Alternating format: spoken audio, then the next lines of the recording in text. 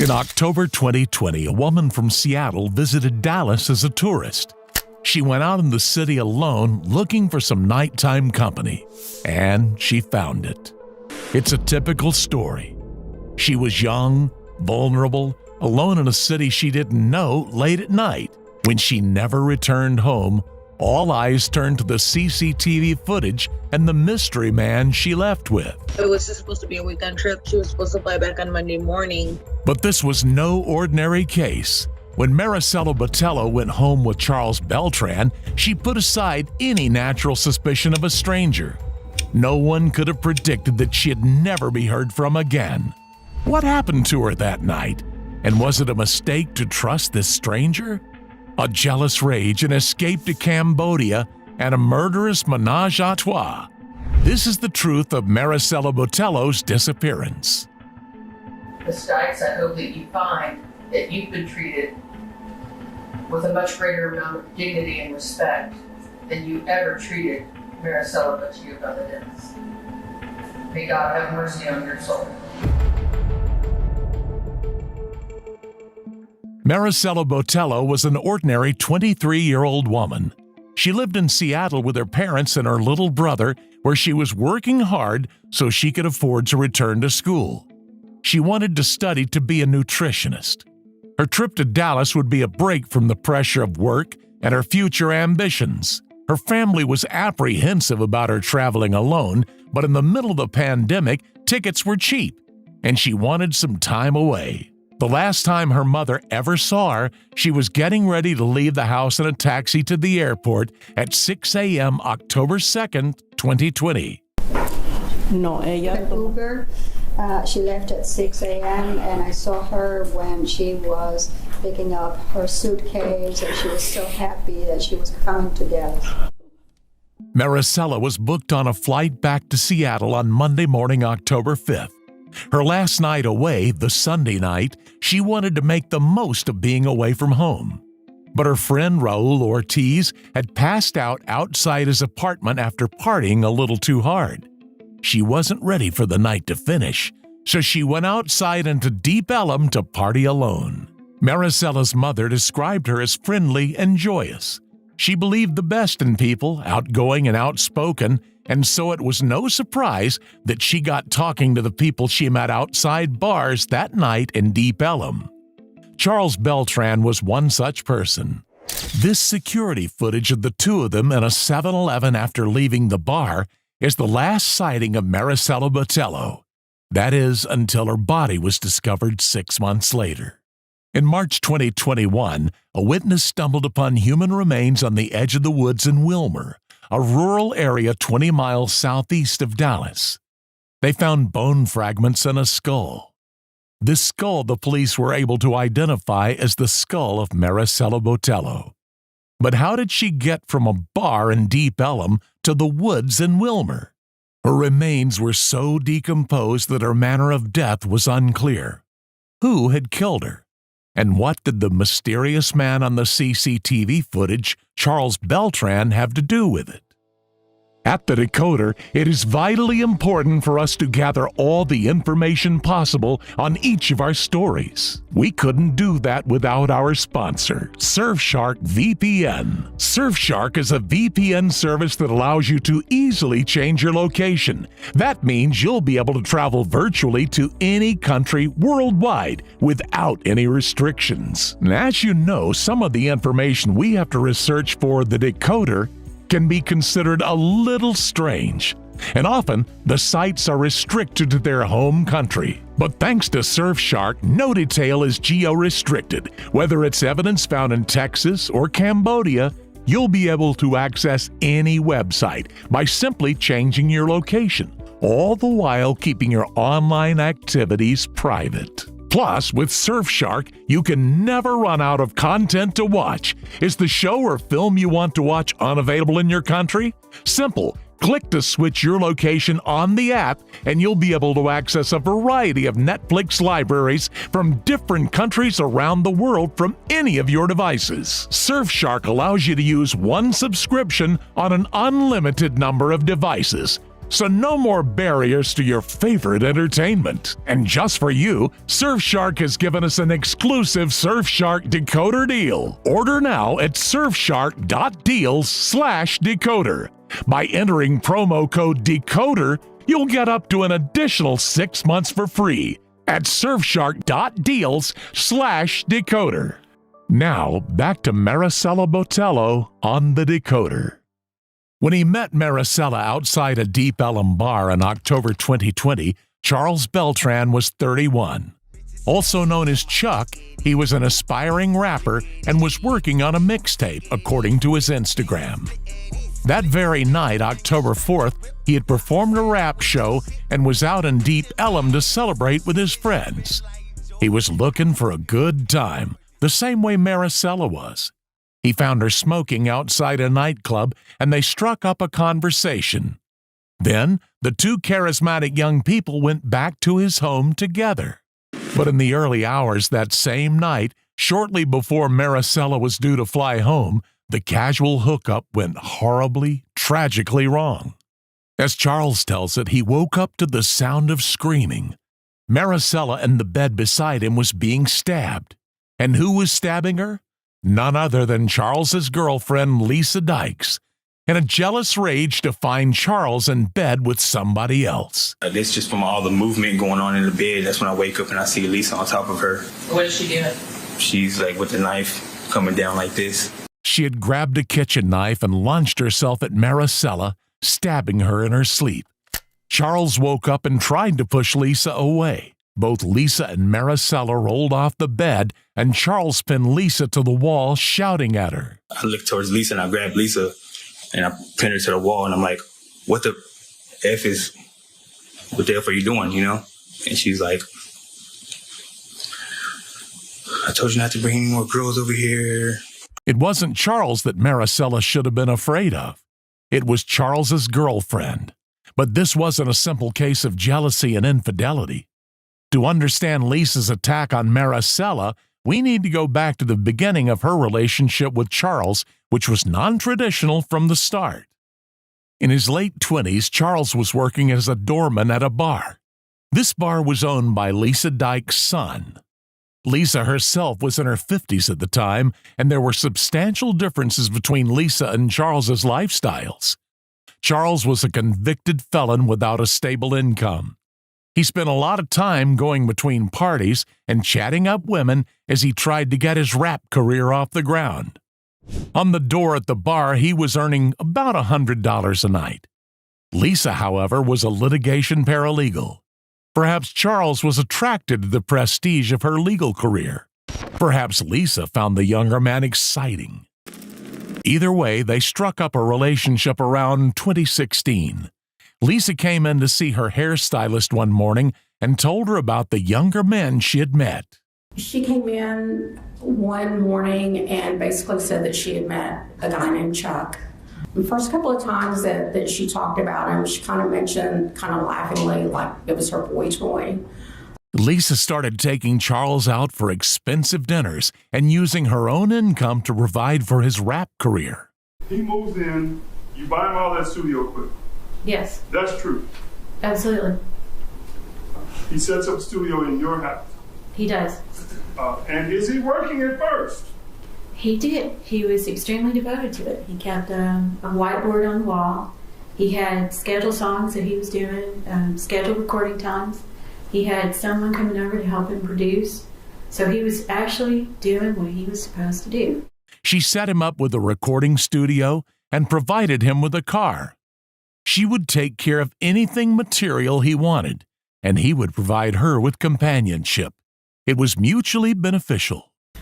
Yes, I mean, when she met Chuck, she kind of started changing. Lisa, who at the time had long blonde hair, had her hairstylist shave the sides of her head and color her hair platinum. She came in one day and, you know, of course she had like longer blonde hair. I always did highlights in her hair. And she comes in one day and she's like, hey, I'm ready to do something completely different. And I was like, okay, well, you know, to most hairdressers, doing something different is like, we're going to put some low lights in their hair, you know.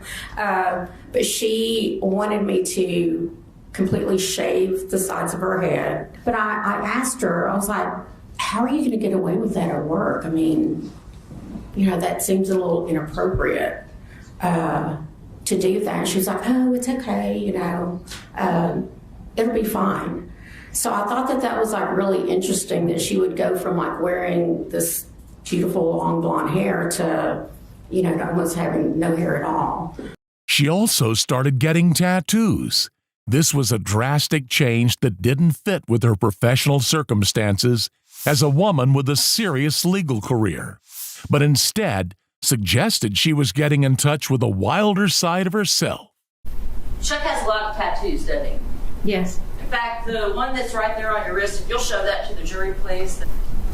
And we're talking about the one right there on your wrist, right? Mm-hmm. This one right there. Right. You're aware that Chuck has that same tattoo, doesn't he? He does. Yes, he does. Okay. So you are a 57-year-old woman investing in a rapper's career. You don't have any personal relationship at all, but you get a matching tattoo. The tattoo is actually the logo for the business that I started for him, that I'm invested in, math class. That's what the tattoo is. Lisa was also becoming less responsible. Her daughter Chelsea had been living with her when she met Charles.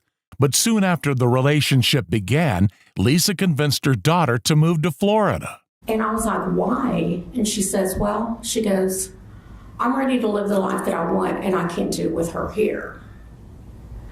And she said that in front of Chelsea. Yes. And Chelsea heard her. She did. It was soon after this that Charles moved in with Lisa.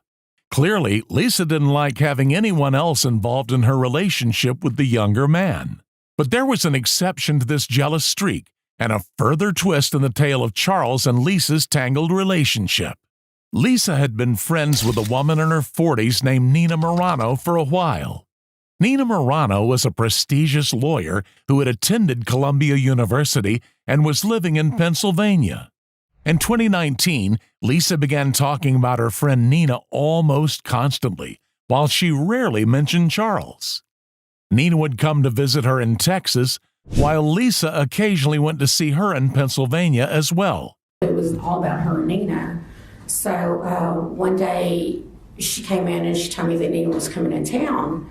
And I was like, okay, so all you're talking about is Nina.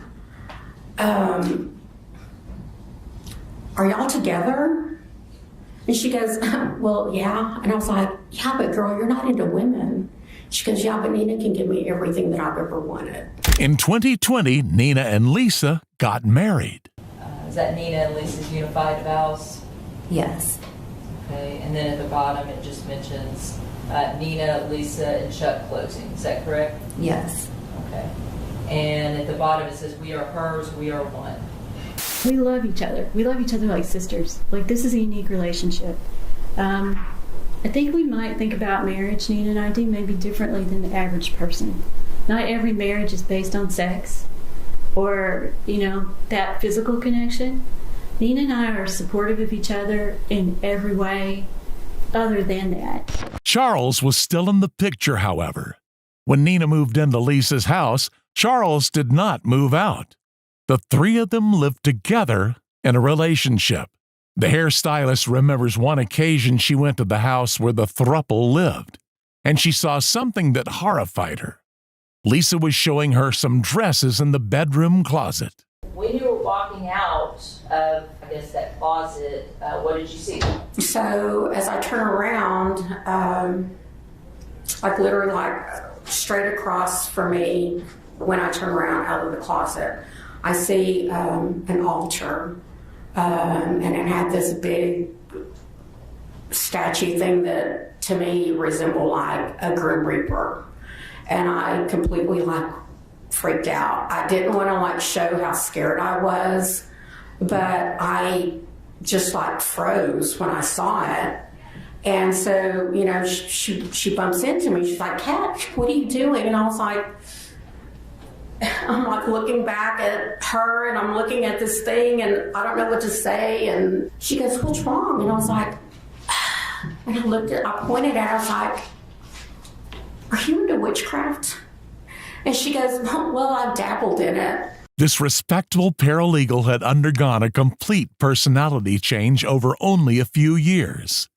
Lisa and her two partners were mixing up with the occult, and she was becoming angry and jealous over this three-way relationship that she herself had started. Charles had a reputation as a ladies' man, and this didn't stop even when they were living together. Were you jealous about him bringing women? Absolutely not. He particularly seemed to like having a friend of his, a male friend of his, come over to be with the girls that he brought home. So that's basically two guys and a girl. And he would brag about it? Absolutely. But did that make you jealous? No. In the summer of 2020, Lisa came to a hair appointment and told her stylist that she had caught Nina and Charles in bed together. She was like, I could just kill her. A figure of speech or a precursor to the jealous rage yet to come. After you have sex, what happens next? We chill, chop it up, talk for a little bit, smoke a cigarette. Well, I smoke a cigarette. And Did she smoke cigarettes? no, she didn't. She didn't smoke any cigarettes while you were there? Not around me. Okay. And smoke cigarettes, talk, chat a little bit, then what? Fell asleep. Were you aware that she had to leave the next day to catch a flight? Yes, ma'am. And was it your plan to wake her up and take her back wherever she needed to be? I mean, at that time, we wasn't even thinking. When Lisa and Nina came home in the early hours of October 5th to find Charles in bed with Maricela, Lisa flew into a frenzy. So you're asleep. Tell me what happens next. I wake up to her screaming, saying, help me, help me. And I look up, and it's just from all the movement going on in the bed. That's when I wake up and I see Lisa on top of her. Well, what is she doing? She's like with the knife coming down like this. And once I notice the knife, that's when I push Lisa off of her. And what happens when you push Lisa off of her? I mean, I just my reaction was just to push her, and I pushed her hard. And her and Maricela like tumble over. I see Lisa still grabbing her. I jump over the bed, and as I come over to the bed, I'm trying to pry Lisa off of her, pull her apart. And Lisa got to like her hair or something to where she can't. She's trying to like get off of her, and I'm trying to pry them apart. You know how it's like if you hold something and somebody's trying to pull and you like let it go. Yeah. Like Maricela just ends up as I'm pulling them off. It's like Lisa just kind of like let go, and she just tumbles over. She tumbles over and she falls on the bed. I mean, I look behind me. She falls on the bed, and I look towards Lisa, and I grab Lisa, and I pin her to the wall, and I'm like, "What the f are you doing?" You know? And she's like. She just said that I told you not to bring any more girls over here. Why are you disrespecting us? I do everything for you. And she was just like, you need to get your little your little bitch, and I need to leave now. I said that's all you had to say, you know. And as I turn around, I'm fixing to tell Maricela like, let's go, and she's just there. In my mind, I'm like, this can't be happening. I go to the restroom. I come out of the room, and I come to the restroom, turn the light on. I throw water on my face, trying to like tell myself like, wake the up, you know, like this is not happening. Throw water on my face, and that's when I realized I'm still naked. I drop the towel, I put the towel on, come back in. And Lisa's just still standing there, like, just looking at her, just staring at her. Charles first told Lisa they had to call 911, but Lisa refused. I could hear her saying something, like, I can't recall what she's saying, but it sounds like she's saying, like, what did I do? What did I do?